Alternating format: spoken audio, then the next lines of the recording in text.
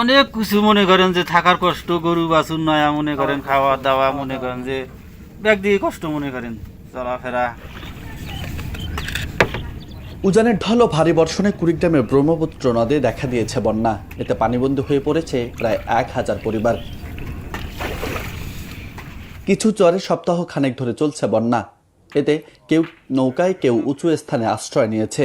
রাস্তাঘাট ডুবে যাওয়ায় যাতায়াতের কোনো ব্যবস্থাও নেই তাদের। গেল কয়েকদিনে একবেলা রান্নাও হয়নি কোনো কোনো পরিবারে। ফলে খাবার পানির সংকট, নিরাপদ স্যানিটেশনের অভাবে রোগাক্রান্ত হওয়ার ঝুঁকি বাড়ছে বন্যার্তদের। সবথেকে ঝুঁকিতে রয়েছে শিশুরা। 3 দিন ধরে পানি, বাড়িতে খাওয়া দেয় না, সাঁতার পারি ঘরে খাওয়া দেয় না, রান্না বান্না খাওয়া দাওয়া ঘরে নাই, খাবার পাই না। পানি টিউবওয়েলে পানি নাই, ল্যাট্রিন নাই, খুব কষ্টে আছি আমরা। সবকিছু অসুবিধা বলতে মনে হয় যে টিউবওয়েলে তো পানি খাবো আমরা, সে পানিটাও বর্তমান নাই, বুঝলেন নাই। তো কি খেয়ে আছেন? এখন দেখা যায় যে মোল্লাহাট যাই, যা মনে করেন থিলা পাইলা যেটা পায় আর কি, ভর্তি করে নিয়ে আসলে দেখা যায় যে এগুলো যে হাত পাও ধুই ওটা খাই।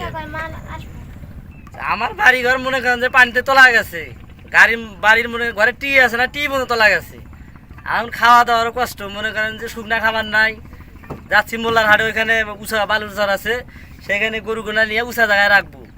খাওয়া দাওয়া, ল্যাপটিন মনে করেন না সব তোলা গেছে, খুব সংকটে আছি বর্তমান। ওপার যাবো নৌকা নাই, যে নৌকা ভাড়া নিয়ে আসছি মোল্লাহাট থেকে, টাকা পয়সা নাই, বন্যা আমাদের টাকা পয়সা কোথায় পাবো।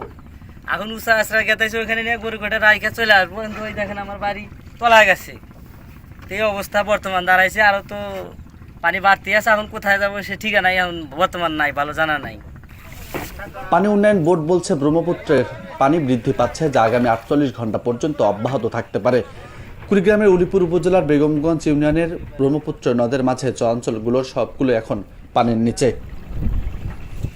এদিকে টানা 3 দিনের পানি বৃদ্ধিতে গবাদি পশু নিয়ে বিপাকে পড়েছে বন্যার্তরা। মিলছে না গবাদি পশুর খাবারও। কোথাও উঁচু জায়গা পেলেই মানুষ গবাদি পশুর একসাথে বেঁচে থাকার লড়াই চলছে অথই পানির মাঝে। স্থানীয় জনপ্রতিনিধিদের দেওয়া তথ্য মতে মোট প্রায় 10,000 পরিবারের মধ্যে 7,000 পরিবারই এখন পানিবন্দী। সপ্তাহখানেক আগে 100 পরিবারের মাঝে উপজেলা প্রশাসনের পক্ষ থেকে 5 কেজি করে চাল দিলেও বাকিদের ভাগ্যে কিছু জুটবে কিনা তা নিয়ে এখনো সন্দিহান রয়েছে। আমার তো মনে করেন অনেক আবার দরদ করেছিলাম, সব তোলা গেছে, মনে করেন কিছুই কাটা হয়নি। মনে করেন এই গরু বাছুর নয়, খুব কষ্ট আছি মনে করেন, চলাফেরা মনে করেন আরও অন্যদিকে মেলা মনে ক্ষতি হয়ে গেছে মনে করেন। এখন আমাদের খুব কষ্ট হইতেছে, আমরা পানির মধ্যে খুব কষ্ট করে থাকতেছি। আমার রান্না বাড়া কষ্ট হয়েছে, পোলা পানি খাওয়া দাওয়া খুব কষ্ট হয়ে গেছে। কামাই রুজি নাই, পানির মধ্যে ঘরের মধ্যে থাকা পারতাইছি না। চালের উপরে পোলা পান তুলে দিছি, মাছা নাই, খাঁচা নাই, পানির মধ্যে বাঁচতাইছি। নৌকার উপরে সই তুইলে পোলা পান নাই যে বসবাস করতেছি, খড়ি নাই, যাবা নাই, আমরা কি দিয়ে চলি, কি দিয়ে করি। তো আপনারা যদি এখন কিছু দেন তাও তো আমরা চলে খা পারি, তা আমরা তাও পাইতেছি না। তাঙ্গরে এই পরিস্থিতি এখন কেমন হবো? আমরা বহুদিন ধরে কষ্ট করি, কিন্তু এই 7-8 দিন ধরে এই নতুন পানি আসাটার খুব কষ্ট, মানে চলাফেরার কষ্ট, রান্না বাড়ার কষ্ট।